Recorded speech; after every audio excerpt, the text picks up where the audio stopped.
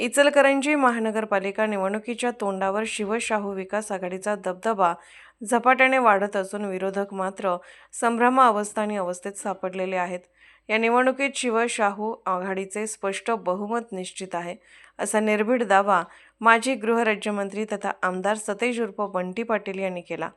यशोदीप कार्यालयात आयोजित कार्यकर्त्यांच्या मेळाव्यात आमदार पाटील बोलत होते। आमदार सतेज पाटील म्हणाले, सुरुवातीला विरोधकांनी शिवशाहू आघाडीची खिल्ली उडवली, उमेदवार मिळणार नाहीत, आघाडी टिकणार नाही असा अपप्रचार केला।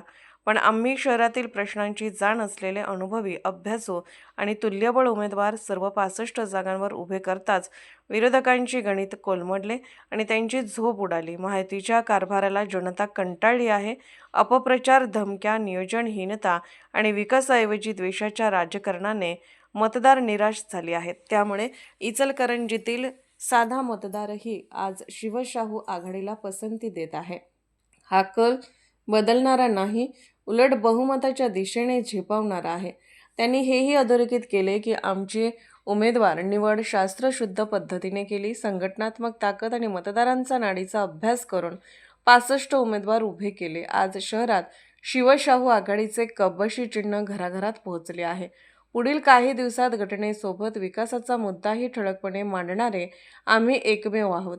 या मेळाव्यात पाटील यांनी कार्यकर्त्यांना शेवटपर्यंत सजग व चतुराईने काम करण्याचे आवाहन केले। शहरातील प्रत्येक मतदारापर्यंत पोहोचा, विरोधकांचा खोटारडेपणा व आमची विकास साधण्याची क्षमता मतदारांसमोर मांडा, असे त्यांनी स्पष्ट केले। मेळाव्याच्या प्रारंभी माजी नगरसेवक सागर चाळके यांनी स्वागत करत शहरातील सकारात्मक वातावरण अधोरेखित केले। जनता शिवशाहू आघाडीला स्वीकारत आहे। संघटन शक्ती, उमेदवारांची प्रतिमा आणि नेतृत्वातील सुस्पष्टता हे आघाडीचे सर्वात मोठे बळ असल्याचे म्हणाले। मेळाव्यात शहर काँग्रेस अध्यक्ष संजय कांबळे, माजी नगरसेवक संभाजीराव नाईक, प्रकाश मोरबाळे, प्रभाग 15 मधील उमेदवार सनी खारगे, सौ हिमानी चाळके, सौ मंजुळा पाटील, राजवर्धन नाईक यांच्यासह नागरिक, मतदार, कार्यकर्ते उपस्थित होते।